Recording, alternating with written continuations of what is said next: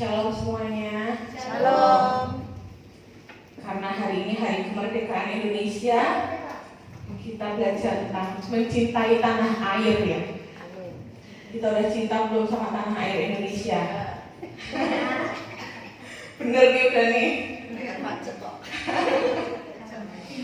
Ya, kita baca sama-sama ya di Roma 13 ayat 1 sampai 7. Perikopnya berkata, kepatuhan kepada pemerintah.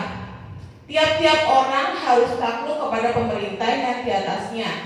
Sebab tidak ada pemerintah yang tidak berasal dari Allah, dan pemerintah-pemerintah yang ada ditetapkan oleh Allah. Sebab itu barang siapa melawan pemerintah, ia melawan ketetapan Allah. Dan siapa yang melakukannya akan mendatangkan hukuman atas dirinya. Sebab jika seorang berbuat baik, ia tidak usah takut kepada pemerintah, hanya jika ia berbuat jahat. Maukah kamu hidup tanpa takut terhadap pemerintah? Perbuatlah apa yang baik dan kamu akan peroleh pujian daripadanya. Karena pemerintah adalah hamba Allah untuk kebaikanmu. Tetapi jika engkau berbuat jahat, takutlah akan dia, karena tidak percuma pemerintah menyandang pedang. Pemerintah adalah hamba Allah untuk membalaskan murka Allah atas mereka yang berbuat jahat. Sebab itu perlu kita menaklukkan diri, bukan saja oleh karena kemurkaan Allah, tetapi juga oleh karena suara hati kita. Itulah juga sebabnya maka kamu membayar pajak, karena mereka yang mengurus hal itu adalah pelayan-pelayan Allah.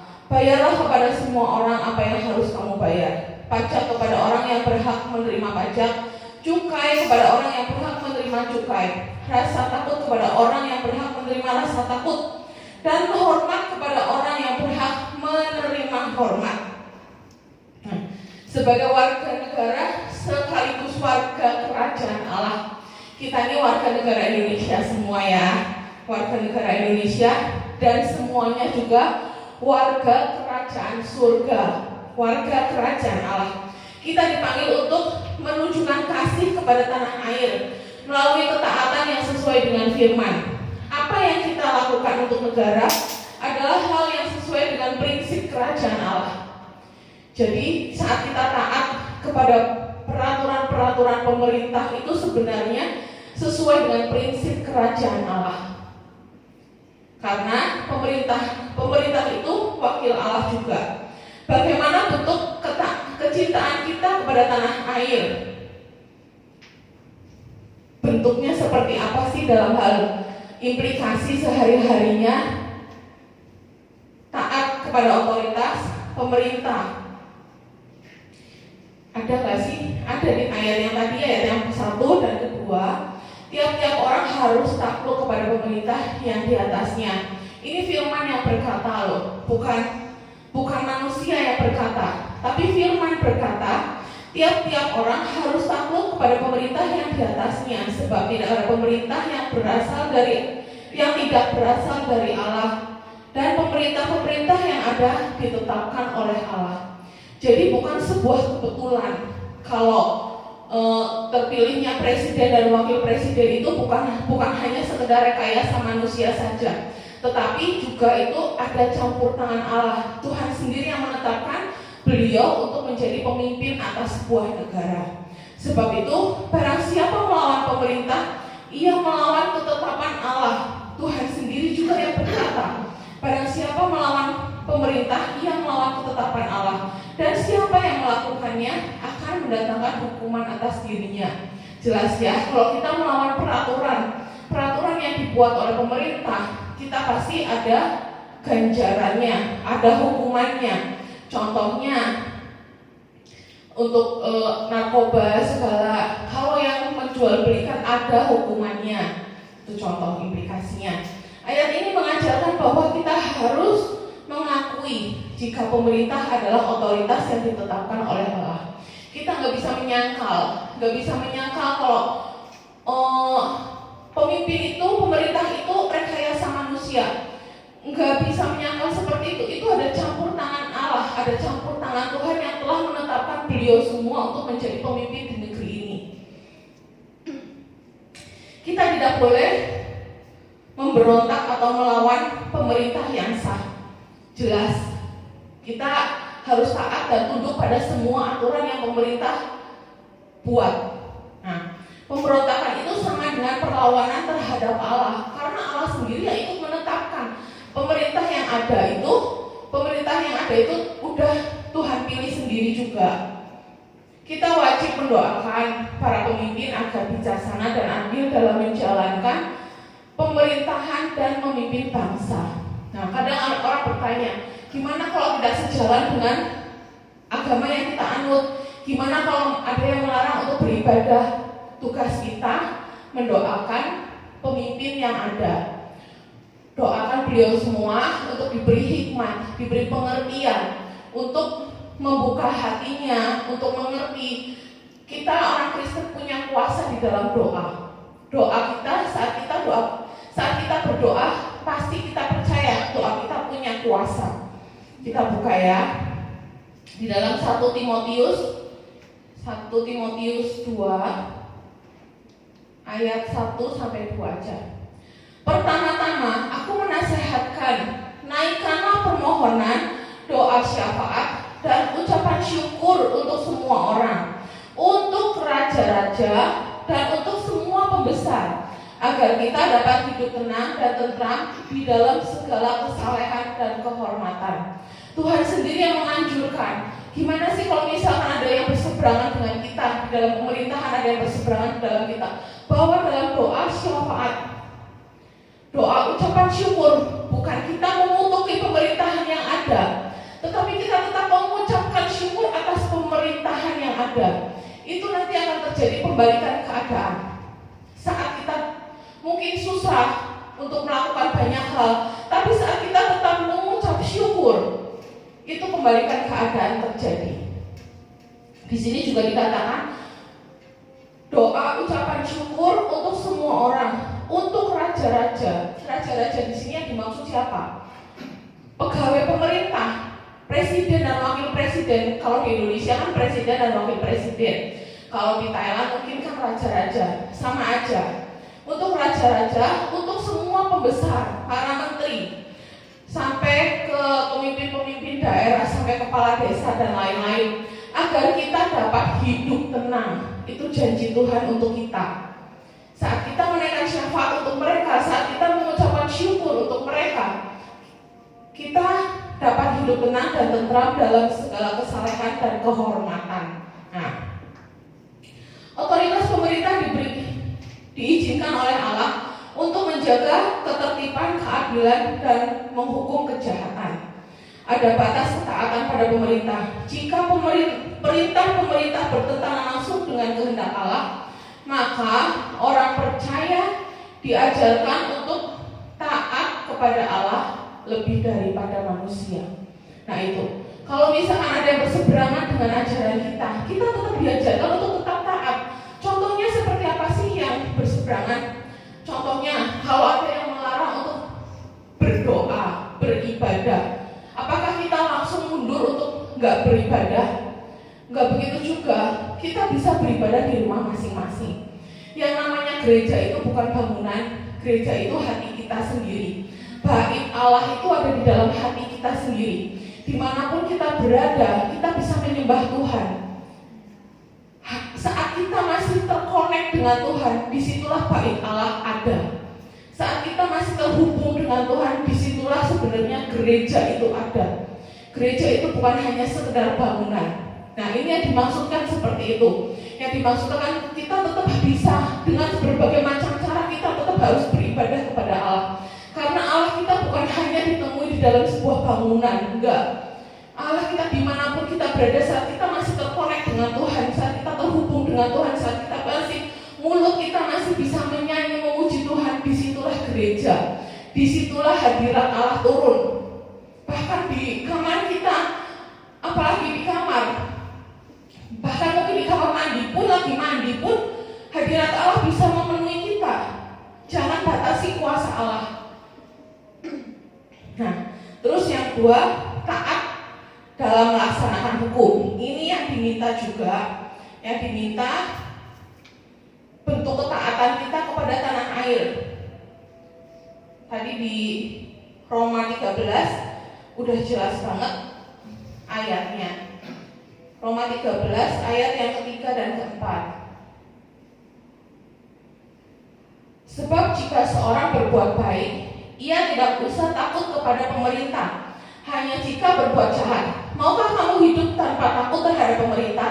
Perbuatlah apa yang baik dan kamu akan beroleh pujian daripadanya.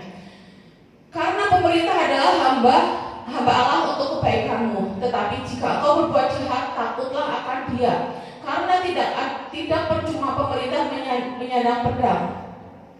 Pemerintah adalah hamba Allah untuk membalaskan murka Allah atas mereka yang berbuat jahat. Di sini jelas banget ya. Maksudnya antara berbuat baik dan jahat ini bukan berbuat benar dan tidak benar.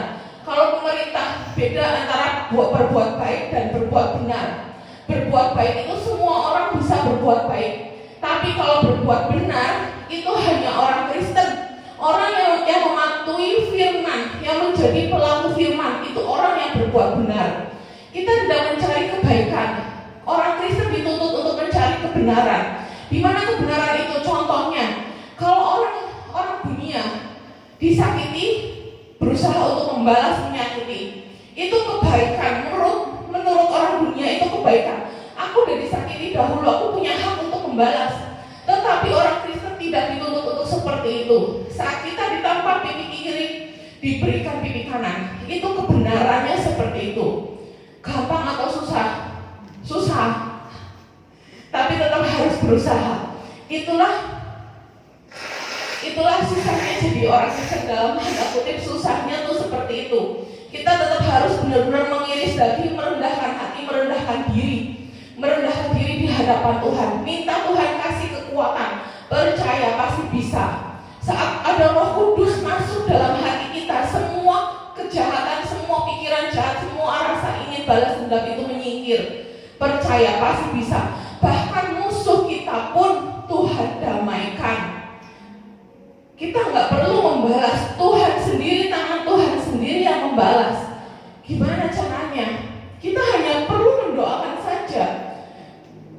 Salah satu kesaksian, saat kita disakiti dengan mungkin diomongin macam-macam, kita nggak perlu membalas, menjelek-jelekan orang yang menyakiti kita. Cukup hanya mendoakan dia. Nanti dia akan terima balasannya sendiri. Gimana caranya? Dia nggak tahu cara Tuhan. Itu kebenarannya seperti itu.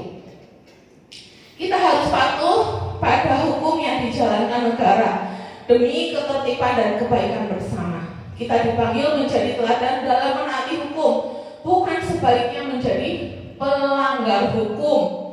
Kita orang Kristen harus menjadi contoh dimanapun berada. Menjadi contoh, perbuatan kita ini dinilai dimanapun kita ditempatkan. Perbuatan kita dinilai loh. Kalau kita berbuat dalam tanda kutip berbuat jahat, kita juga dinilai. Kalau kita berbuat jahat, kita mempermalukan nama Tuhan. Sebagai orang Kristen harusnya kita mempermuliakan nama Tuhan dengan segala tindakan kita. Tapi kalau kita mempermalukan nama Tuhan, Tuhan juga malu mengakui kita. Kita harus menghormati pada aparat hukum sebagai alat Tuhan untuk menegakkan keadilan. Pemerintah dan hukum yang berlaku di masyarakat adalah sarana Allah untuk menegakkan ketertiban dan keadilan. Maka menaati hukum merupakan bagian dari ketaatan kepada Allah. Jangan berkata sudah taat kepada Allah tapi melanggar.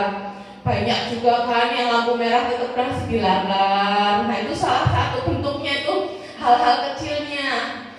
Mumpung gak ada yang lihat, mumpung polisi gak lihat, lampu merah tetap aja dilanggar. Tapi Tuhan lihat loh. Tuhan lihat hal terkecil apapun yang kita lakukan itu Tuhan lihat. Bukan hanya karena dari CCTV aja, bukan hanya karena takut ditilang aja. Dari hal-hal kecil lah kita harus jadi pelaku firman.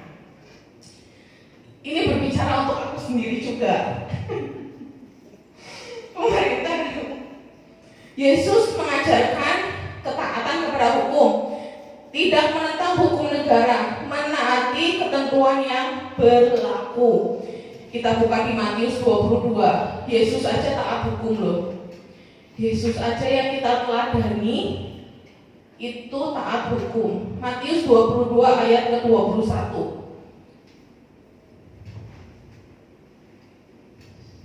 Jawab mereka, gambar dan tulisan Kaisar. Lalu kata Yesus kepada mereka, berikanlah kepada Kaisar apa yang wajib kamu berikan kepada Kaisar, dan kepada Allah apa yang kamu wajib berikan kepada Allah. Di sini Tuhan ini taat akan pajak. Tuhan taat pada hukum, tunduk pada pemerintah yang ada. Kita sebagai pengikutnya harus meneladani Tuhan sendiri yang sebagai Allah kita. Hukum yang dijalani harus selaras dengan kasih dan keadilan. Kasih dan keadilan yang seperti apa sih yang harus dijalani? Nah, kita buka di Galatia 5 ayat 14. Sebab seluruh hukum Taurat ini tercakup dalam satu firman ini, yaitu kasihilah sesamamu manusia seperti dirimu sendiri. Hukum yang paling tinggi adalah hukum kasih. Di dalam Kristen, hukum yang paling tinggi adalah hukum kasih. Saat kita mengasihi orang, itu mengalahkan segalanya. Kasih itu lebih besar dari apapun juga. Saat kita berdoa dengan kasih, kita mendoakan orang dengan kasih, aku yakin banget itu sesuatu terjadi. Apa yang kita doakan itu terjadi. Tapi kalau kita berdoa hanya sekedar ucapan, itu tidak akan terjadi apa-apa. Kita harus berdoa dengan kasih, karena Tuhan itu menilai hati. Tuhan gak pernah menilai mulut kita yang berbicara. Tuhan itu menilai hati. Saat kita disakiti, kita tetap berusaha untuk mengasihi. Nah itu. Dalam melaksanakan hukum, orang Kristen dipanggil untuk tidak hanya menaati secara formal, tapi dengan hati yang tulus. Bukan menaati di depan, tapi di belakangnya mengumpat, percuma. Menjadi contoh dalam kejujuran, keadilan, dan integritas. Menggunakan hukum untuk membela yang lemah dan yang tertindas. Ketaatan terhadap hukum bukan hanya untuk menghindari hukuman, tetapi sebagai bentuk kesaksian iman bahwa orang Kristen adalah warga yang bertanggung jawab dan mencerminkan karakter Kristus dalam hidup bermasyarakat. Nah, saat kita taat kepada hukum, ini mencerminkan karakter Kristus. Di sini udah jelas banget Tuhan sendiri juga taat atas pemerintahan. Saat kita menaati hukum yang ada, hukum yang berlaku, ini mencerminkan karakter Tuhan sendiri. Terus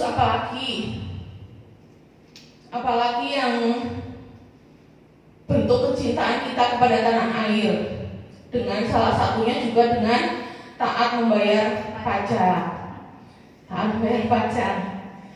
Kita tidak boleh menghindar dari kewajiban membayar pajak sebagai warga negara yang taat.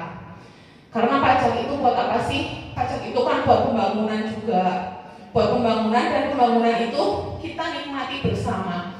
Contohnya pembangunan jalan tol kita juga nikmati bersama. Kita harus memberi sesuai ketentuan yang berlaku dengan dilandasi sukacita karena melakukan perintah Allah. Ini kadang banyak orang yang masih ngedumel untuk membayar pajak, untuk apa? Ini sebenarnya membayar pajak itu perintah Allah juga loh. Sama aja kalau di gereja mungkin ada perpuluhan dan persembahan yang lain-lain, itu juga menaati perintah Allah. Kita memberinya harus dengan sukacita, bukan dengan ngedumel, karena nggak ada upah. Bagi orang yang memberi dengan ngedumel itu nggak ada upahnya. Tapi saat kita memberi dengan sukacita, kita memberi dengan penuh dengan kesadaran. Nah, di situ Tuhan memperhitungkan segala sesuatunya. Kita harus mendoakan agar negara mengelola pajak dengan baik, dipakai dalam menyediakan pelayanan atau fasilitas publik. Kita wajib memenuhi kewajiban terhadap pemerintah, tetapi tetap setia kepada Allah dalam hal yang menyangkut iman. Seperti yang tadi aku udah jelasin di depan, kalau ada sesuatu yang mungkin dilarang untuk beribadah atau apa. Kalau di Indonesia kan masih ini ya, tapi kalau misalnya di luar-luar masih ada yang melarang untuk ibadah, kita nggak bisa. Sebenarnya ya itu yang tadi aku bilang, kita nggak bisa terhentikan untuk ibadah, karena ibadah kita bukan hanya dilakukan di dalam gereja aja.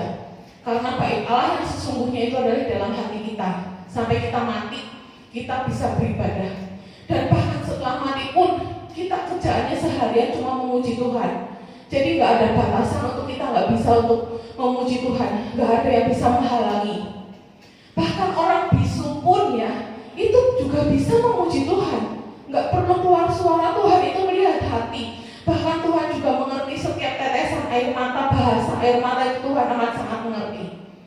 Nggak ada yang dapat menghalangi untuk kita tidak beribadah dimanapun. Kewarganegaraan dan kerohanian dapat dijalani dalam keseimbangan yang benar.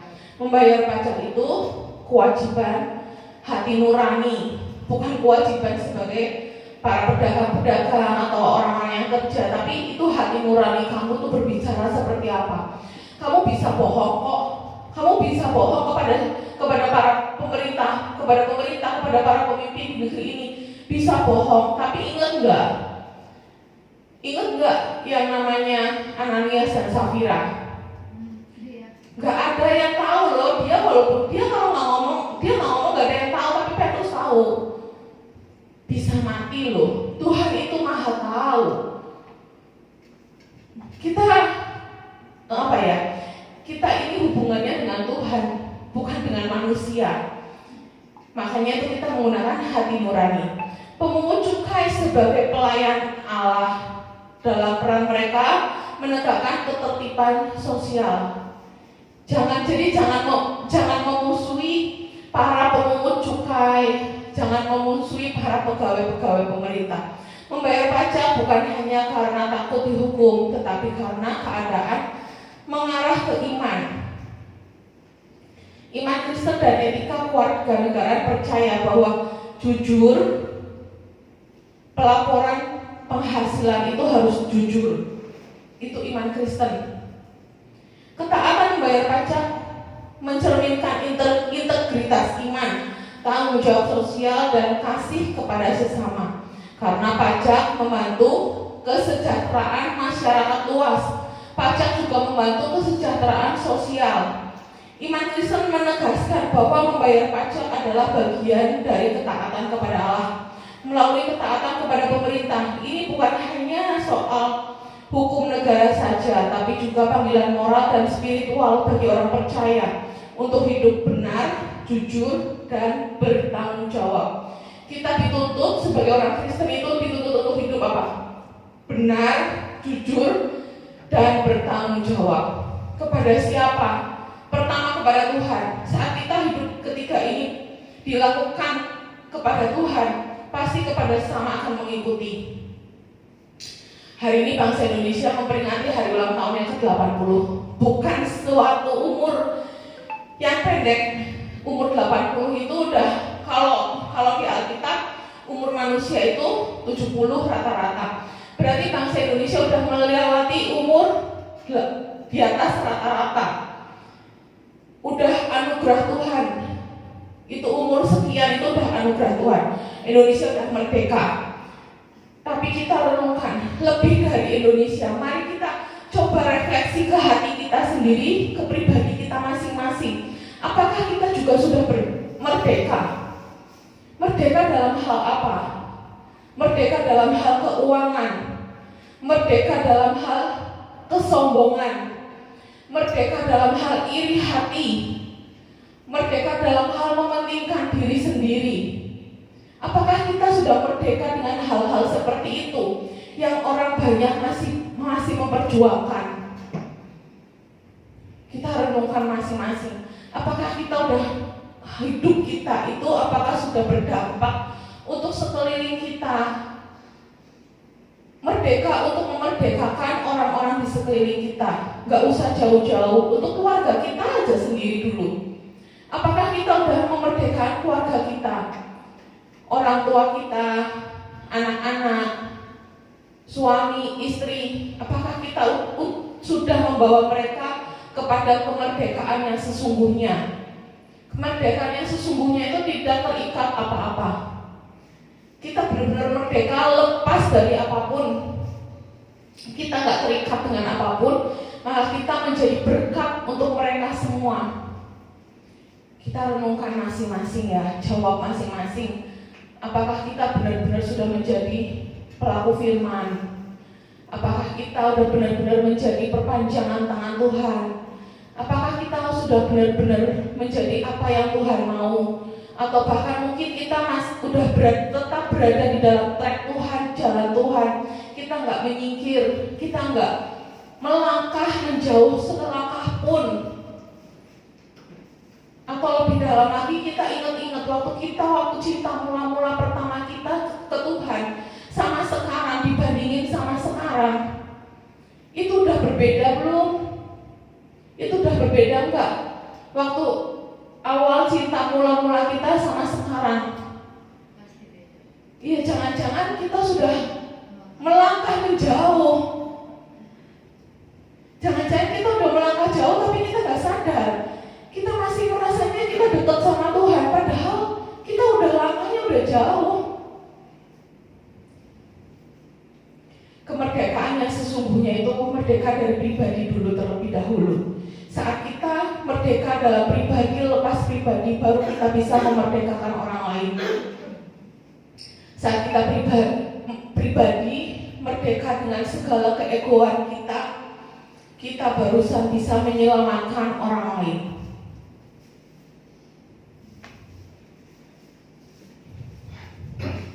Tuhan, terima kasih Tuhan. Terima kasih untuk kemerdekaan ini Bapa. Terima kasih untuk setiap kasih karunia-Mu di dalam hidup setiap kami Tuhan. Tuhan, ajari kami Tuhan. Terus ajari kami Tuhan. Untuk kami ini menjadi seperti yang Engkau mau Bapa. Untuk kami menjadi seperti yang Engkau ingini di dalam hidup setiap kami Bapa. Tuhan, sekali lagi kami berkata kepadamu Bapa, kami tak dapat hidup tanpa-Mu Tuhan. Kami tak dapat melangkah tanpa tangan-Mu yang menggenggam erat tangan kami Tuhan. Kami membutuhkan Engkau Tuhan di setiap langkah-langkah hidup kami Tuhan. Kami tidak pernah tahu apa yang akan terjadi di depan nanti Tuhan. Tapi kami tahu Tuhan, tangan-Mu yang kuat yang selalu menggandeng kami, sehingga kami masih dapat menetapkan langkah-langkah kami Tuhan, untuk kami tetap kuat berjalan bersama dengan Engkau Tuhan. Inilah kerinduan hati kami Bapa, untuk selalu dia bersama dengan-Mu Tuhan, untuk selalu bersekutu dengan-Mu Tuhan. Di dalam hadirat-Mu Tuhan kami merasa aman. Di dalam hadirat-Mu Bapa kami merasa ketenangan Tuhan. Di dalam hadirat-Mu kami merasakan kemerdekaan sejati Tuhan. Tuhan, pakailah hidup kami Tuhan. Pakailah sisa hidup kami Tuhan, untuk menggenapi rencana-Mu di dalam hidup setiap kami Bapa.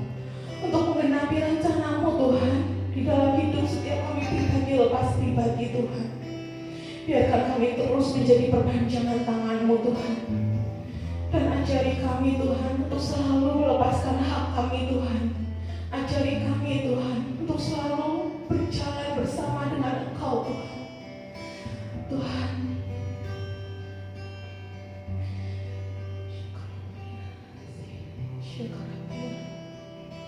biarkan kasih setia-Mu Bapa yang menjadi perisai di dalam hidup kami. Biarkan kemurahan-Mu Tuhan yang selalu mengikuti kami kemanapun kami melangkah. Kebajikan dan kemurahan yang dari-Mu Tuhan, itulah jaminan hidup kami. Terima kasih Tuhan, terima kasih Tuhan. Jangan pernah Kau menjauh dari setiap kami Bapa. Satu yang kami minta Tuhan, jangan pernah Kau menjauh dari kami Tuhan, dan jangan biarkan kami menjauh melangkah dari-Mu. Tarik kami Tuhan lebih erat lagi, tarik kami lebih dalam lagi saat kaki kami akan melangkah menjauh dari-Mu Tuhan. Untuk kami selalu merasakan hadirat-Mu, untuk kami selalu berada di dalam pelukan-Mu Bapa.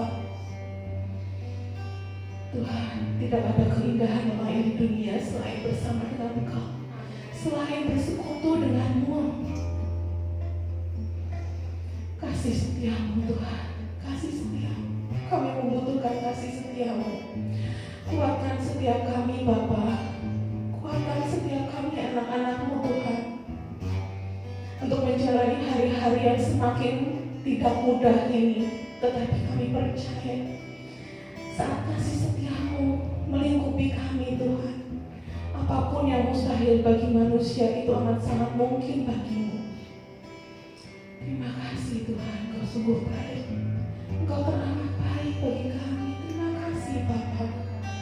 Dengan apa kami dapat membalas kasih-Mu Tuhan, selain dengan ucapan syukur kami? Dengan apa kami dapat membalas setia-Mu Bapa? Tuhan, terima kasih. Terima kasih Tuhan. Bekerjalah terus Roh Kudus dalam hati setiap kami. Bekerjalah terus Roh Kudus dalam hati setiap kami, anak-anak-Mu. Jangan pernah Kau berhenti bekerja dalam hidup kami, tetapi terus pimpin langkah kami. Berbicaralah terus, jangan pernah Kau berhenti berbicara kepada kami Tuhan.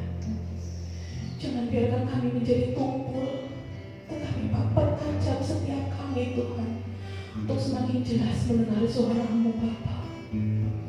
Tuhan Roh Kudus, Engkau yang berkuasa atas hidup kami, Engkau yang menguasai tubuh, jiwa, dan roh kami. Kami mau menyerahkan tubuh, jiwa, dan roh kami ke dalam tangan pimpinan-Mu Bapa. Terima kasih Tuhan, terima kasih Tuhan. Kami serahkan semuanya Bapa ke dalam tangan kasih-Mu. Amin.